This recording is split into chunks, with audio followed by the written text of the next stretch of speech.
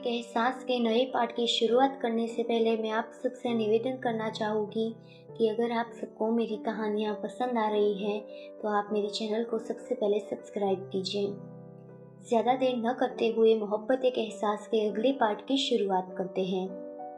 दूसरे दिन सुबह सभी घूमने के लिए निकल गए।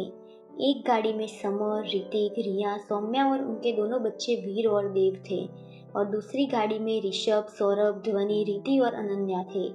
ऋषभ ड्राइव कर रहा था और ड्राइव करने से पहले जनाब ने गाड़ी का मिरर सेट किया जिससे पीछे से रिति दिख सके। गाड़ी में शांति प्रसरी हुई थी। उस शांति को तोड़ते हुए अनन्या, ऋषभ, मैं तुमसे एक बात पूछूं? ऋषभ, जी भाभी जी पूछिए। अनन्या उसी के अंदाज में, तो देवर जी हम जानना चाहते हैं कि आपके पीछे कॉलेज में इतनी लड़कियां पागल थी तो आपकी कोई गर्लफ्रेंड नहीं है? अब ऋषभ की नज़र सीधी मिरर में से रिति के पर चली गई जिसे देखकर साफ साफ लग रहा था कि वह ऋषभ का जवाब का वेट कर रही है। ऋषभ, वो भाभी जी बात यूँ है कि अभी तक तो नहीं थी कोई, लेकिन अभी थोड़े दिनों में बन ही जाएगी, लेकिन गर्लफ्रेंड नहीं, सीधे बीवी बनाने का सोच रहा हूँ। ऋषभ ने जैसे ही यह कहा वैसे ही रिति को यह बिल्कुल भी अच्छा नहीं लगा और रिति के एक्सप्रेशन देखकर ऋषभ हल्का सा मुस्कुरा दिया। तभी ध्वनि बीच में, वो कौन है भाई और उसका नाम क्या है और वो कैसी दिखती है? उसने एक साथ बहुत सारे सवाल पूछ लिए।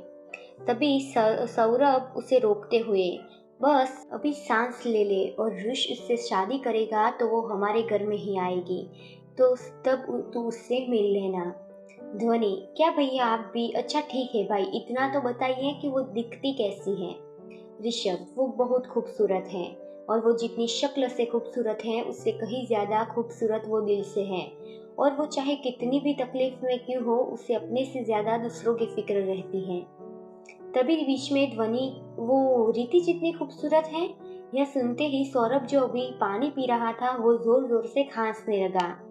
अनन्या, क्या कर रहे हो? आराम से पानी पीना चाहिए ना। सौरभ, मैं ठीक हूँ, यह कहकर उसने ऋषभ की तरफ देखा। ऋषभ भी गाड़ी चलाते हुए उसकी तरफ एक पल मुंह घुमाकर उसे घूरता है। सौरभ, वैसे तूने ध्वनि के सवाल का अभी तक जवाब नहीं दिया। ऋषभ, क्या? सौरभ, यही के वो रीति जितनी खूबसूरत है या उससे भी खूबसूरत? ऋषभ मन में, बेटा आज तो तू पिटने वाला है। ध्वनि, भाई बोलो ना। ऋषभ, हाँ वो बहुत खूबसूरत है। रीति मन में, इसका मतलब कि वो मुझसे भी खूबसूरत है। फिर वो अपने आप से ही, रीति तुझे तो खुश होना चाहिए कि उसे इतनी अच्छी लड़की जो मिली है। थोड़ी देर बाद दोनों गाड़ियां एक जगह पर आकर रुकती हैं और वो सभी गाड़ी से उतर गए। सभी ऋषभ और सौरभ के पीछे चल रहे थे क्योंकि इस जगह सबको वो दोनों ही लेकर आए थे। थोड़ा चलने के बाद वो सभी एक पहाड़ी पर थे। वहां आसपास सिर्फ हरियाली और एक अलग सुकून था और इसी पहाड़ी पर सामने एक बहुत ही सुंदर गार्डन था। सभी उस गार्डन में जाकर वहीं नीचे बैठ गए। देव और वीर भी वही खेल रहे थे। सौम्या वीर और देव से, बेटा यही खेलना, आगे मत जाना। वीर, ठीक है मम्मा। ध्वनि रिति और अनन्या से, हम भी चलो बैडमिंटन खेलते हैं। अनन्या, लेकिन अभी वो सामान गाड़ी में ही है। ध्वनि, रिति तुम ऋषभ भाई के साथ जाकर वो सारा सामान गाड़ी में से लेकर आ जाओ। रिति अपना मुंह बनाते हुए, ठीक है मैं जाती हूँ। रिति ऋषभ के पास जाकर वो गाड़ी में से सामान निकालता है। तो तुम चलो मेरे साथ। ऋषभ, चलो। रिति आगे चल रही थी और ऋषभ उसके पीछे। रिति ने आज ब्लैक पैंट और वाइट टी शर्ट पहनी हुई थी और साथ में उसने अपने लंबे बालों की पोनीटेल बनाई हुई थी और उसके बाल कमर से भी बहुत नीचे तक आ रहे थे। ऋषभ और रिति अब साथ में ही चल रहे थे कि तभी अचानक रिति का पैर मुड़ा और वो जैसे ही गिरने वाली थी ऋषभ ने उसे संभाल लिया। वो एक दूसरे की आंखों में खोए हुए थे कि अचानक रिति को कुछ याद आया और वो ऋषभ से दूर हो गई। रिति अपने आप को सही करते हुए ऋषभ से, थैंक यू। ऋषभ उसका ऐसे बात करने का तरीका देख रिति से, तुम्हें कुछ हुआ है? मतलब तुम ऐसे क्यों बिहेव कर रही हो? रिति बिना उसकी तरफ देखे, मुझे क्या होना है, तुम ज्यादा सोच रहे हो। और इतना कहकर वो गाड़ी के पास चली जाती है। ऋषभ गाड़ी को अनलॉक करता है और वो दोनों अंदर से सामान निकालकर फिर से सबके पास चले जाते हैं। ऋषभ अपने आप से, यार तू क्या करता रहता है और मेरी इन हरकतों की वजह से तेरी उससे दोस्ती भी ना टूट जाए। और उसकी नज़र अब रिति पर जाती है जो ध्वनि के साथ बैडमिंटन खेल रही थी और उसके चेहरे पर एक बड़ी सी स्माइल थी और यह स्माइल देखकर ऋषभ को भी सुकून मिल रहा था। सभी मिलकर अब मस्ती कर रहे थे और साथ ही पिक्चर्स भी क्लिक कर रहे थे। इस बीच किसी का भी ध्यान वीर और देव पर नहीं था। वो दोनों बॉल खेल रहे थे और वो बॉल इस बार बिल्कुल पहाड़ी के किनारे पर चला गया। देव तू रुक, मैं अभी आया, अभी लेकर आया, अपनी तोतली भाषा में देव ने वीर से कहा और वो यह कहकर बॉल लेने के लिए आगे बढ़ गया।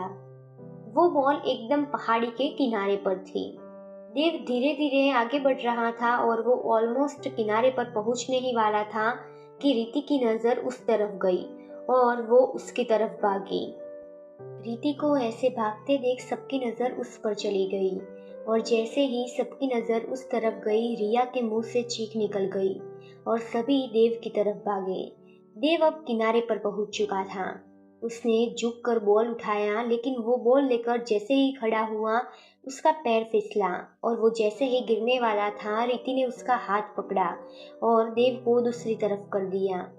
लेकिन जैसे ही उसने देव को दूसरी तरफ किया, वैसे ही उसका पैर वहां से फिसला और वो पहाड़ी के नीचे गिरी ही थी कि किसी के मजबूत हाथों ने उसे संभाला हुआ था। हम यूं कह सकते हैं कि वो जिंदगी और मौत के बीच में लटकी हुई थी। उसने अपना सिर ऊपर करके देखा तो उसका हाथ ऋषभ ने पकड़ा हुआ था।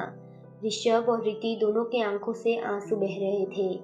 ऋषभ हकलाते हुए, तुम्हें कुछ नहीं होगा, मेरा हाथ छोड़ना मत। ऋतिक भी ऋषभ के पास आ गया। बाकी सब भी वही थे। ऋतिक अपना हाथ रीति की तरफ करते हुए, रीति मेरा हाथ पकड़। रीति अपना दूसरा हाथ ऋतिक की तरफ कर देती है। रीति के आंसू बह रहे थे। सौम्या, रीति हाथ छोड़ना नहीं। ऋतिक और ऋषभ दोनों रीति के दोनों हाथों को पकड़कर उसे ऊपर की तरफ खींच रहे थे। रीति फाइनली ऊपर आ गई। वो बहुत घबराई हुई थी। जैसे ही वो ऊपर की तरफ आई, वो ऋषभ के गले लग गई। वो सिसकियां ले रही थी। ऋषभ उसके सिर पर हाथ फेरते हुए, शांत हो जाओ, कुछ भी नहीं हुआ है। वो यह सब रीति को शांत करने के लिए कह रहा था, लेकिन मन ही मन वो रीति से भी ज्यादा डरा हुआ था। बाकी सब उन दोनों को ही देख रहे थे। अचानक रीति की सिसकियां बंद हो गई और वो ऋषभ की बाहों में ही बेहोश हो गई। रीति, समर शायद डर की वजह से बेहोश हो गई है। रिया, हम घर चलते हैं और सौरभ तुम डॉक्टर को कॉल कर दो कि वो घर आ जाए। सौरभ, ठीक है। ऋषभ रीति को गोद में उठाकर गाड़ी की तरफ बढ़ गया। गाड़ी के पास जाते ही अनन्या ने गाड़ी का डोर अनलॉक किया और ऋषभ ने रीति को पीछे की सीट पर ठीक से बिठाया। रीति की एक तरफ ध्वनि और दूसरी तरफ अनन्या बैठ गई। ड्राइविंग सीट पर ऋतिक बैठ गया और ऋषभ जाकर आगे बैठ गया और बाकी सब दूसरी गाड़ी में जाकर बैठ गए। देव और वीर भी बहुत डरे हुए थे। दोनों गाड़ियां ऋषभ के घर की तरफ बढ़ गई क्योंकि समर ने ऋतिक से कहा कि वो अगर रीति को इस हालत में अपने घर लेकर गया तो अंकल आंटी परेशान होंगे और ऋतिक इस बात से मान भी गया। गाड़ी अब ऋषभ के घर के आगे जाकर ऋतिक गाड़ी रोक देता है और वो नीचे उतरकर पीछे का दरवाजा खोलकर वो रीति को गोद में उठा लेता है और वो घर के अंदर जाने लगा। बाकी सब भी उसके पीछे आ गए। अनीता जी उसे ऐसे देखकर घबराते हुए, रीति को क्या हुआ है? समर उसके पीछे आते हुए, माँ वो सिर्फ बेहोश हुई है। और सौरभ से कहता है, तूने डॉक्टर को कॉल किया? सौरभ, जी भाई, अभी वो पहुंचते ही हो गए।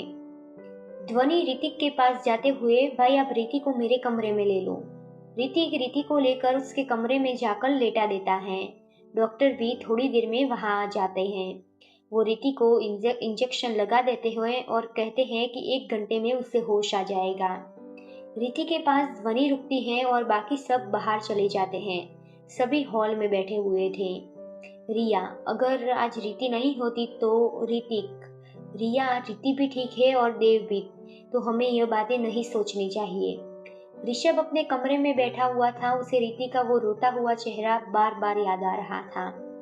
सौरभ उसके पास आकर, तुझे अब क्या हुआ? ऋषभ, वो रीति। सौरभ, वो बिल्कुल ठीक है और अभी डॉक्टर ने कहा ना कि उसे थोड़ी देर में होश भी आ जाएगा।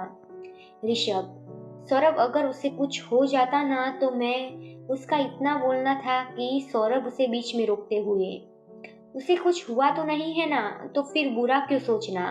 और दूसरी बात कि तू उसे अपने दिल की बात बता दे, क्योंकि तू उससे जितना प्यार करता है उतना प्यार वो भी तुझसे करती है।